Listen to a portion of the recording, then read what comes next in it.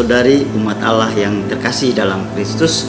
Kali ini kita sudah memasuki bulan September, bulan Kitab Suci Nasional, bulan yang dibaktikan khusus untuk mendekatkan diri dengan sabda Tuhan. Baik, pada tahun 2020 ini bulan Kitab Suci Nasional mengambil tema terkait di tengah krisis iman dan identitas. Kali ini kita akan mendalami tema yang sangat menarik, yaitu Allah adalah kasih.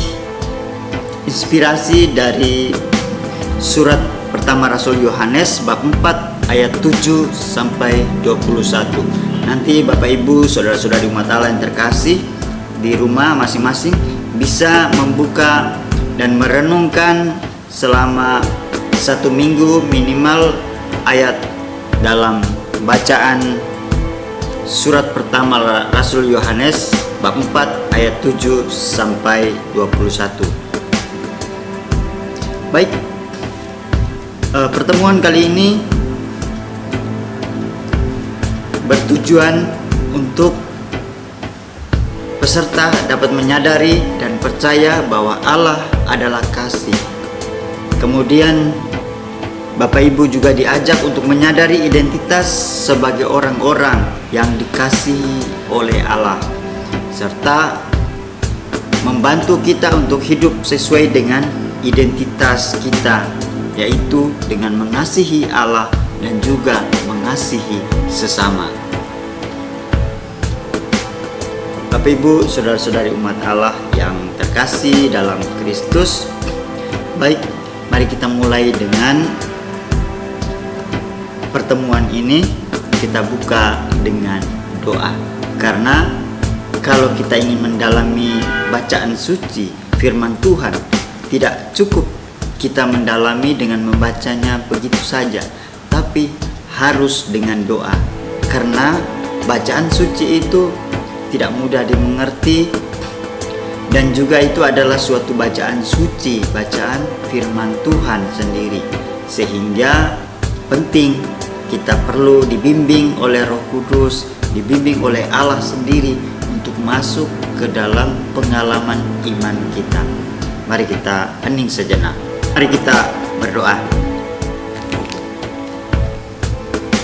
Dalam nama Bapa dan Putra dan Roh Kudus. Amin. Tuhan beserta kita sekarang dan selama-lamanya. Bapak Ibu, saudara-saudari umat Allah yang terkasih dalam Tuhan kita Yesus Kristus, kita kembali berkumpul untuk mendengarkan dan mendalami sabda Tuhan.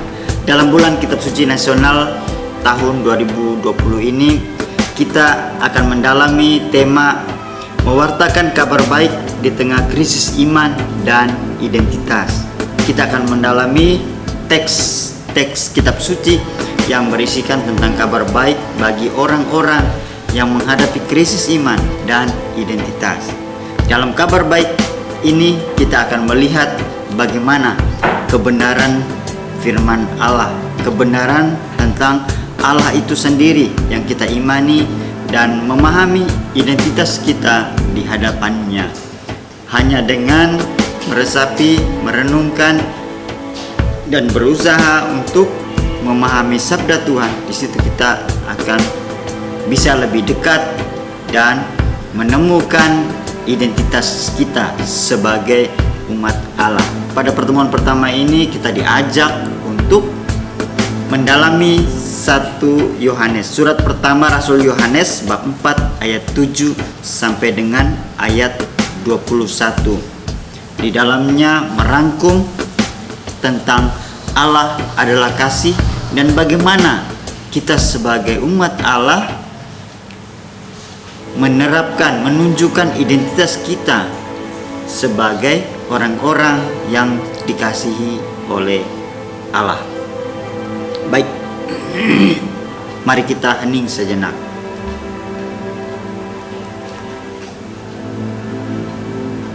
Marilah kita berdoa. Allah Bapa yang Maha Pengasih, puji dan syukur kami haturkan kepadamu karena segala berkat-Mu, terutama karena Engkau telah mengasihi kami. Kami hendak mendengarkan sabda-Mu yang mengajak kami untuk melihat Dikau sebagai kasih. Kami mohon, utuslah Roh Kudus-Mu untuk membantu kami memahami sabda-Mu, dan berikanlah kami kesanggupan untuk mengasihi Dikau dan sesama di dalam kehidupan kami setiap hari. Demi Kristus Tuhan dan pengantara kami. Amin.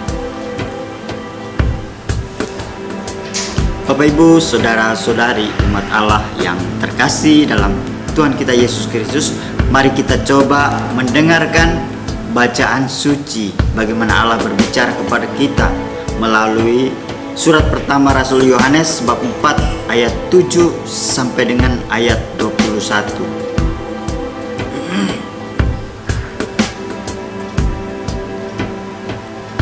Saudara-saudaraku yang kekasih, marilah kita saling mengasihi, sebab kasih itu berasal dari Allah. Dan setiap orang yang mengasihi lahir dari Allah dan mengenal Allah. Barang siapa tidak mengasihi, ia tidak mengenal Allah, sebab Allah adalah kasih. Dalam hal inilah kasih Allah dinyatakan di tengah-tengah kita, yaitu bahwa Allah telah mengutus anaknya yang tunggal ke dalam dunia supaya kita hidup olehnya. Inilah kasih itu. Bukan kita yang telah mengasihi Allah, tetapi Allah yang telah mengasihi kita dan yang telah mengutus anaknya sebagai pendamaian bagi dosa-dosa kita. Saudara-saudaraku yang kekasih, jikalau Allah sedemikian mengasihi kita, maka haruslah kita juga saling mengasihi. Tidak ada seorang pun yang pernah melihat Allah. Jika kita saling mengasihi, Allah tetap di dalam kita dan kasih-Nya sempurna di dalam kita. Demikianlah kita ketahui bahwa kita tetap berada di dalam Allah dan Dia di dalam kita. Ia telah mengaruniakan kita mendapat bagian dalam Roh-Nya. Dan kami telah melihat dan bersaksi bahwa Bapa telah mengutus anaknya menjadi juru selamat dunia. Barang siapa mengaku bahwa Yesus adalah anak Allah, Allah tetap berada di dalam Dia dan Dia di dalam Allah. Kita telah mengenal dan telah percaya akan kasih Allah kepada kita. Allah adalah kasih, dan barang siapa tetap berada di dalam kasih, ia tetap berada di dalam Allah dan Allah di dalam Dia. Dalam hal inilah kasih Allah sempurna di dalam kita, yaitu kalau kita mempunyai keberanian percaya pada hari penghakiman, karena sama seperti Dia, kita juga ada di dalam dunia ini. Di dalam kasih tidak ada ketakutan. Kasih yang sempurna melenyapkan ketakutan, sebab ketakutan mengandung hukuman. Dan barang siapa takut, dia tidak sempurna di dalam kasih. Kita mengasihi karena Allah lebih dahulu mengasihi kita. Jikalau seorang berkata, "Aku mengasihi Allah," dan ia membenci saudaranya, maka ia adalah pendusta. Karena barang siapa tidak mengasihi saudaranya yang dilihatnya, tidak mungkin mengasihi Allah yang tidak dilihatnya. Dan perintah ini kita terima dari Dia. Barang siapa mengasihi Allah, ia harus juga mengasihi saudaranya. Demikianlah sabda Tuhan. Syukur kepada Allah. Dari umat Allah yang terkasih dalam Kristus, baik, mari kita coba masuk ke dalam pendalaman sabda Tuhan yang baru saja kita dengarkan tadi. ada beberapa panduan pertanyaan untuk kita renungkan dan kita gali bersama.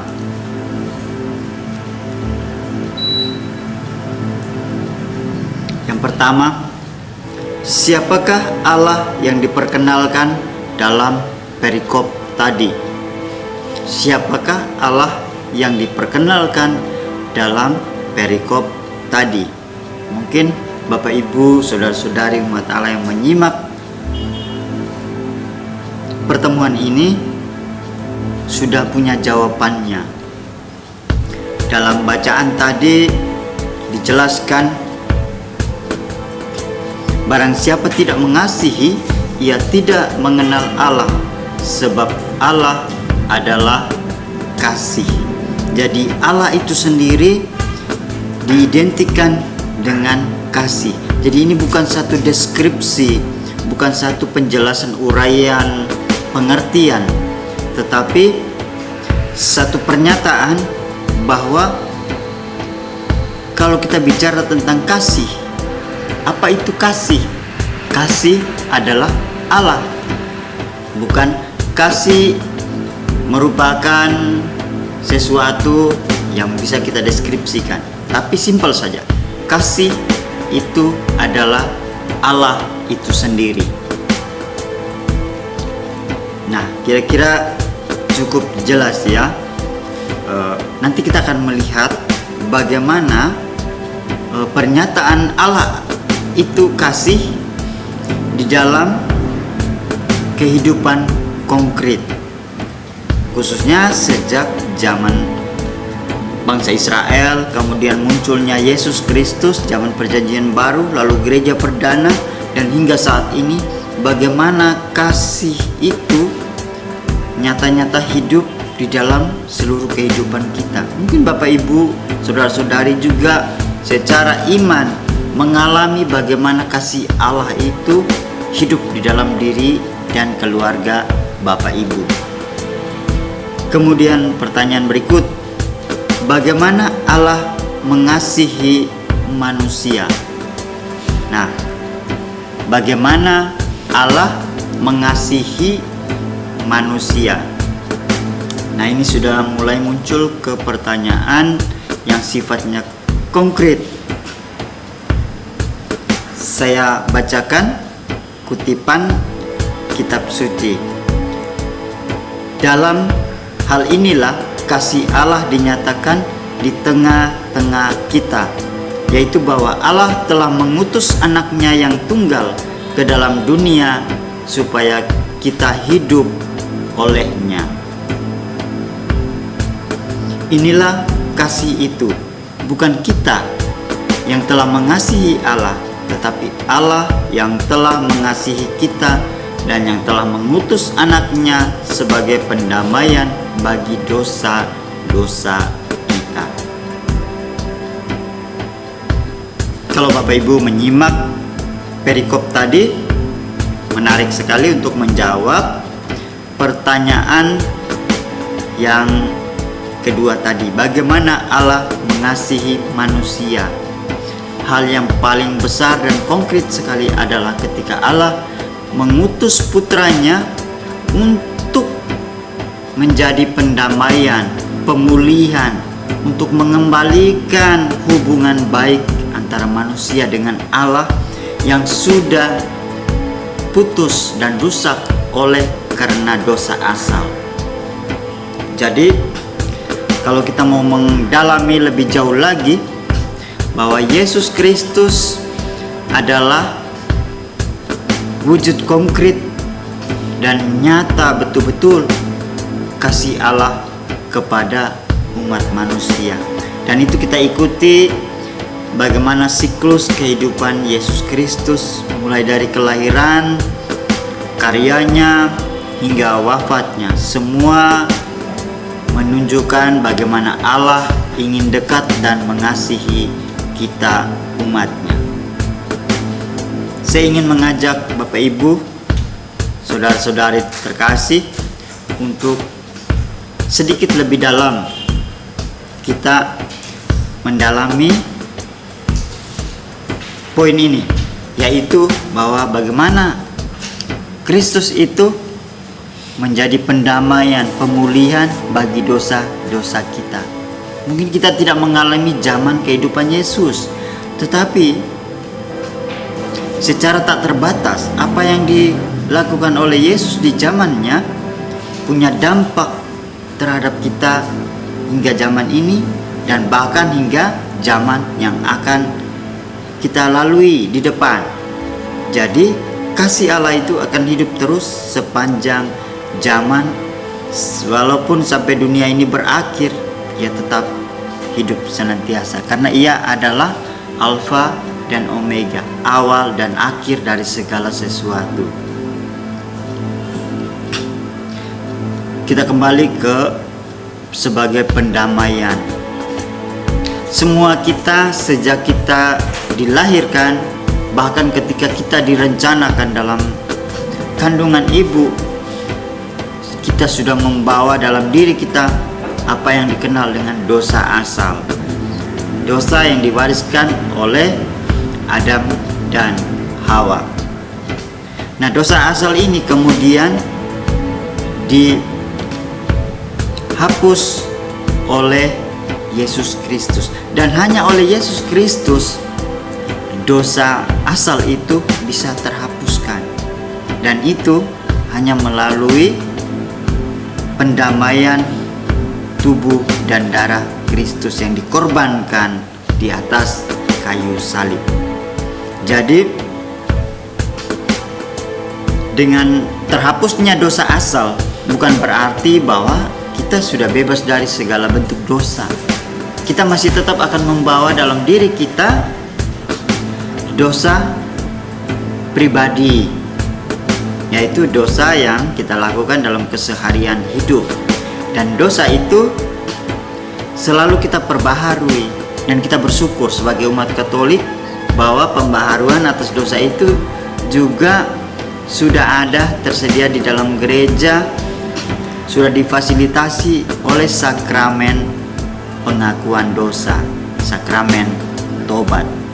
Jadi sakramen tobat itu diwariskan oleh Kristus untuk kita supaya kita selalu dipulihkan, selalu dikembalikan setiap saat di mana kita membutuhkannya untuk bertobat. Jadi pengorbanan Tuhan Yesus Kristus tidak berhenti hanya pada zamannya, tetapi terus berlanjut di dalam panggilan gereja untuk mengampuni. Nah, kira-kira sudah cukup jelas poin ini. Baik, mari kita mendalami poin berikut. Mengapa kita harus mengasihi sesama? Nah, jelas sekali tadi kalau kita simak sabda Tuhan tadi, bahwa adalah satu dusta jika kita mengatakan mengasihi Allah tetapi membenci sesama. Mengapa? Bagaimana mungkin kita mengasihi Sang Pencipta tapi membenci apa yang menjadi ciptaannya? Coba bayangkan Bapak Ibu, saudara-saudari umat Allah yang terkasih, di dalam keluarga misalnya. Nah, kita menyatakan bahwa kita mengasihi ibu atau istri kita, atau istri Bapak Ibu ya maksudnya. Nah, Anda mengatakan mengasihinya, tetapi ketika ia menyediakan makanan, minuman, Anda tidak mau menikmatinya, Anda membencinya. Nah, apakah itu dikatakan Anda mengasihi istri atau ibu Anda? Tentu saja tidak. Kalau kita ngambil posisi sebagai dirinya yang kita benci, karya ciptaannya, hasilnya yang sebenarnya dia kasih dengan tulus kepada kita, bagaimana perasaan kita, perasaan moral kita? Nah, ini contoh sederhana bahwa sabda Tuhan tadi mempertegas adalah tidak mungkin kita menyatakan mengasihi Allah tapi tidak mengasihi apa yang sudah diciptakannya. Apalagi hasil karya Allah ini adalah sesuatu yang serupa dengan dirinya. Serupa dengan dirinya, yang secitra dengan Allah. Lalu kita benci. Nah, Bapak Ibu, semoga ini bisa meresap di dalam batin kita untuk bisa mengasihi sesama manusia. Kemudian pertanyaan berikut, mengapa di dalam kasih tidak ada ketakutan? Karena orang yang melakukan tindakan kasih hanya karena takut, oh saya takut nanti Allah akan menghukum saya, jadi saya mengasihi. Itu berarti perbuatannya tidak tulus. Sehingga di sini Allah mempertegas melalui sabdanya tadi bahwa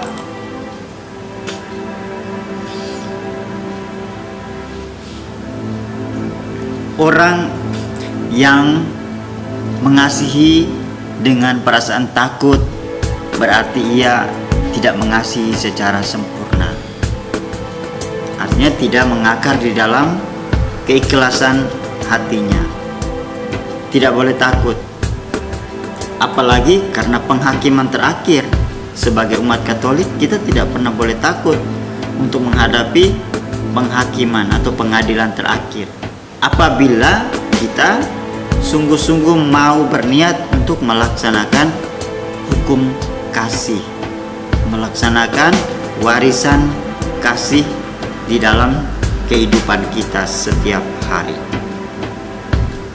Dan berikut apa yang harus kita lakukan setelah dikasihi oleh Allah. Dalam ajaran Gereja Katolik, kasih itu pada hakikatnya bukan inisiatif kita pribadi. Mengapa? Karena Allah sudah lebih dulu mengasihi sebenarnya. Baru kita belajar berjalan di jalan kasih Allah itu untuk mulai mengasihi seperti Allah mengasihi. Jadi kasih itu sebenarnya bukan produk dari kita manusia, tetapi produk dari Allah itu sendiri. Nah, makanya menjadi alasan mengapa kita harus mengasihi, kan kita sudah terima anugerah. Rasa syukur kita harus kita ungkapkan dalam bentuk mengasihi Allah dan juga mengasihi sesama. Baik Bapak Ibu, saudara-saudari yang terkasih dalam Kristus, kira-kira itulah bagaimana pesan-pesan sabda Tuhan dalam surat pertama Rasul Yohanes tadi di pertemuan pertama ini. Beberapa hal yang perlu kita garis bawahi. Mari kita sama-sama menyimak apa saja intisari dari pertemuan pertama kita ini. Yaitu perikop ini menyatakan bahwa Allah adalah kasih. Pernyataan ini bukan definisi, tetapi pernyataan yang mempertegas bahwa kalau bicara kasih, berarti di situ bicara tentang Allah. Kalau kita menyebut Allah, berarti di situ ada kasih. Allah tidak hanya mengasihi atau memiliki kasih, tetapi Ia sendiri adalah kasih. Berikut, Allah menghendaki manusia bahagia bersama dengan Dia di surga. Itu sebabnya mengapa Ia ingin memulihkan, Ia berinisiatif untuk mengembalikan hubungan yang baik antara dirinya dengan manusia, sehingga manusia dapat mengalami penyempurnaan untuk bisa masuk ke dalam kesempurnaan Allah. Dan itu hanya bisa dilakukan oleh inisiatif Allah. Manusia tidak bisa memulihkan dirinya kalau pemulihan itu tidak datang sendiri dari Allah. Maka kita bersyukur bahwa kita memiliki Yesus Kristus, seorang pribadi yang di dalam dirinya itu Allah hadir dan mendekatkan diri kepada kita yang berdosa dan hina ini. Kita harus bersyukur, kasih Allah itu luar biasa. Kemudian dasar dari ajakan untuk saling mengasihi ini adalah identitas Allah yang kita imani. Jadi secara mendasar identitas kita sebenarnya sebagai umat Kristiani Katolik adalah kasih. Ketika kita melakukan kasih, disitulah identitas kita yang paling nyata dalam seluruh identitas yang bisa kita tunjukkan. Karena di situ Allah itu hadir. Tidak perlu kita cari Allah itu kemana-mana, di mana tempat, tapi kita sendiri bisa secara komunitas, secara pribadi dapat menunjukkan kesaksian hidup kita tentang Allah, tentang kasih dalam kehidupan konkret, kehidupan bertetangga, berkeluarga, bermasyarakat, dan dalam kehidupan yang lebih luas lagi kita bisa laksanakan tindakan-tindakan kasih. Tentu Bapak Ibu, saudara-saudari sudah tahu apa-apa itu tindakan kasih. Ya banyak sekali, selain rendah hati, kita membantu menolong semampu kita kepada sesama yang membutuhkan pertolongan dan juga lain sebagainya. Termasuk kita tidak menganiaya sesama. Walaupun kita teraniaya, kita tetap menunjukkan bahwa kita adalah makhluk-makhluk yang mengasihi. Kemudian kasih Allah akan menjadi sempurna di dalam diri kita kalau kita mempunyai keberanian untuk percaya bahwa ada saat di mana hari penghakiman itu ada dan tiba. Jadi ini sebenarnya satu pesan yang sudah hidup lama sekali kepada umat Kristiani terkait dengan tantangan menghadapi penderitaan. Ketika kita menghadapi penderitaan, kadang-kadang kita ingin menghakimi orang, kita ingin menghukum orang lain. Tapi sebenarnya pesan dari pertemuan ini bahwa kita harus menunjukkan pesan kasih kita kepada sesama. Jadi di situ kita tidak dibenarkan untuk menghakimi orang lain, untuk menyiksa orang lain, untuk membalas kejahatan dengan kejahatan. Karena apa? Karena kita percaya bahwa ada saatnya itu akan diambil alih oleh Allah sendiri, yaitu pada hari penghakiman yang terakhir. Dan kita percaya itu, harus percaya, dan tidak perlu takut kalau kita betul-betul melaksanakan perintah kasih. Kemudian berikut, Allah tidak menunggu kita mengasihi dirinya dan baru kemudian Ia mau mengasihi kita. Kasih, ada beberapa poin yang menjadi bekal oleh-oleh buat kita dalam pertemuan pertama ini, yaitu kabar baik untuk manusia. Sudah kita terima sejak zaman Yesus Kristus sampai dengan sekarang, yaitu bahwa Allah adalah kasih dan Ia mengasihi dengan menunjukkan kepada kita bagaimana konkretnya mengasihi, yaitu mengutus putranya. Kemudian bekal yang berikut yang bisa kita bawa, yaitu kita memiliki satu identitas, yaitu sebagai orang-orang yang percaya akan kasih Allah dan yakin dengan sungguh-sungguh bahwa kasih itu bisa menghadapi segala macam situasi dan kondisi, bisa mengalahkan segala ketakutan, dan kasih itu akan terus hidup di dalam kehidupan kita sejauh kita percaya bahwa Allah adalah kasih. Dan dua poin pertama tadi kemudian akhirnya mengubah hidup kita. Mungkin Bapak Ibu, saudara-saudari umat Allah yang terkasih, di rumah, dalam kehidupan bertetangga, bermasyarakat, berbangsa dan bernegara, ada saja hal-hal konkret yang bisa Anda lakukan dalam kehidupan sehari-hari yang turut serta mengubah sesama. terutama dalam menerapkan perbuatan dan tindakan kasih. Kadang-kadang ketika orang membenci kita, dengan mendoakan dia, dengan terus mengasihi dia, berbuat baik kepadanya, akhirnya juga bisa mengubah dirinya. Nah, itu kalau kita sudah memiliki dalam diri kita kasih dan keyakinan akan kasih Allah.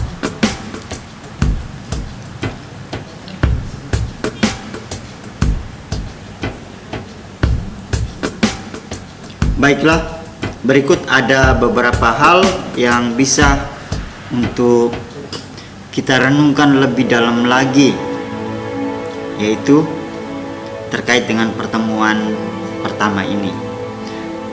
Pertama, hal-hal yang dapat membantu mengingat kasih Allah kepada kita melalui kematian Yesus di kayu salib. Dengan membuat tanda salib, di situ kita terus menghidupi kenangan akan kasih Allah dalam seluruh hidup kita. Maka itu menjadi salah satu identitas kita adalah tanda salib itu. Jangan sampai hilang dari kehidupan kita. Kemudian yang berikut adalah tindakan yang dapat menunjukkan bahwa kita adalah orang yang dikasihi oleh Allah, yaitu hal yang paling konkret sekali, dengan membalas kejahatan dengan kebaikan. Apapun yang dilakukan orang terhadap kita, hal-hal yang menyakitkan, merugikan, kita balas dengan kasih. Di situ kita percaya bahwa kita adalah orang-orang yang dikasihi oleh Allah. Baik, Bapak Ibu, saudara-saudari umat Allah yang terkasih, silakan direnungkan atau dilaksanakan dalam kehidupan sehari-hari. Dilihat contoh-contoh orang yang mengalami krisis iman dan identitas sebagai orang Katolik. Di sekitar kita pasti kita akan menemukan betapa banyak orang-orang yang mengalami krisis iman dan identitas. Banyak orang yang mulai runtuh keyakinannya, kepercayaannya. Seringkali saya berpesan bahwa selama kita hidup di dunia ini, kita membawa di dalam diri kita kewajiban untuk mewartakan iman selama kita hidup. Lalu apa manfaatnya bagi kita?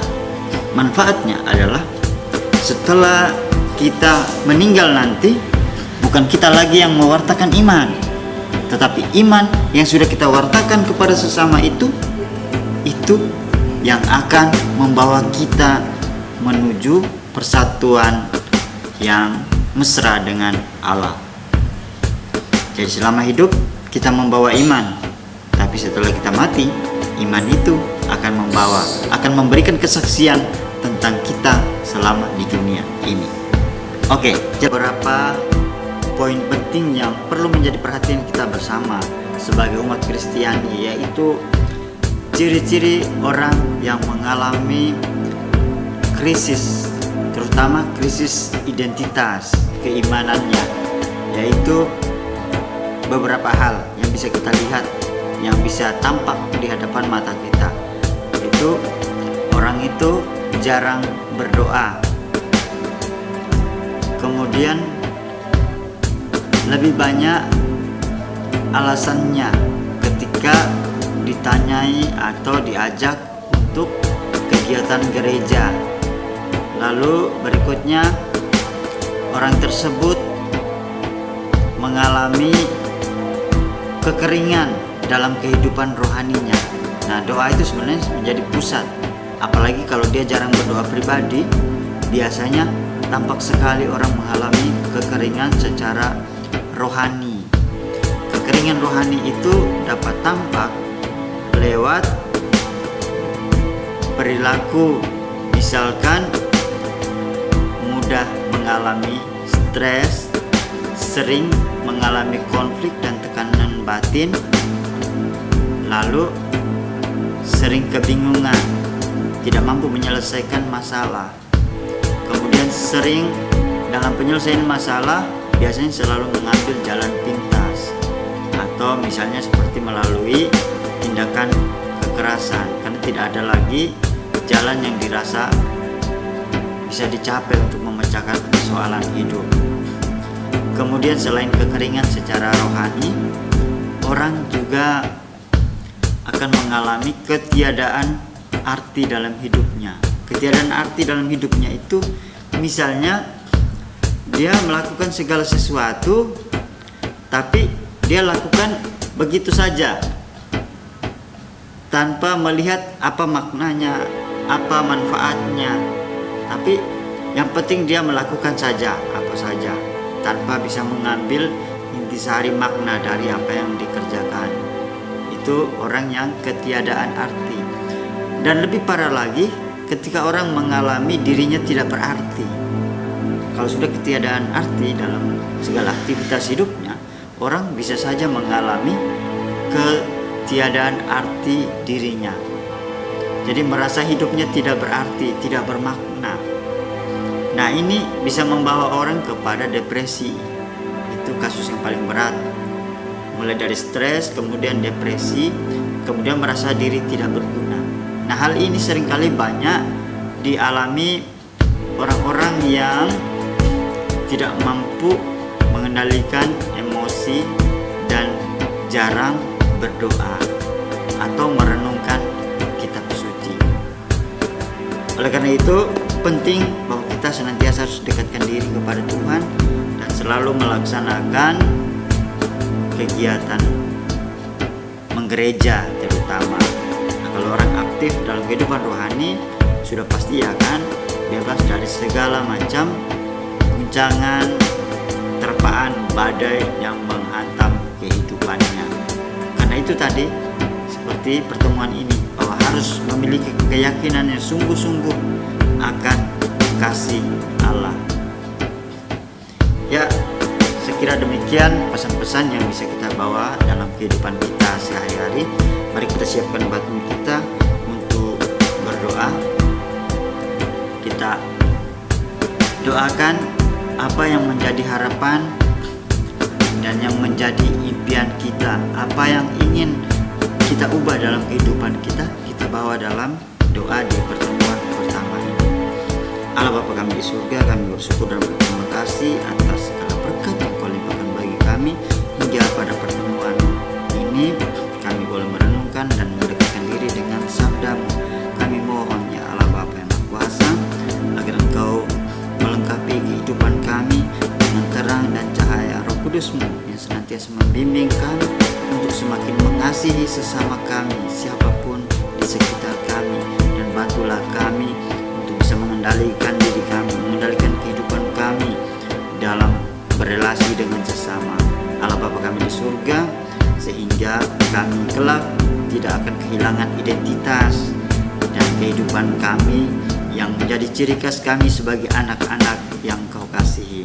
Kami mohon ya Bapa yang kudus, kiranya Engkau memberkati semua saudara-saudari kami, semua keluarga-keluarga Kristiani dimanapun berada, terutama yang saat ini sedang mengalami perpecahan, sedang mengalami badai.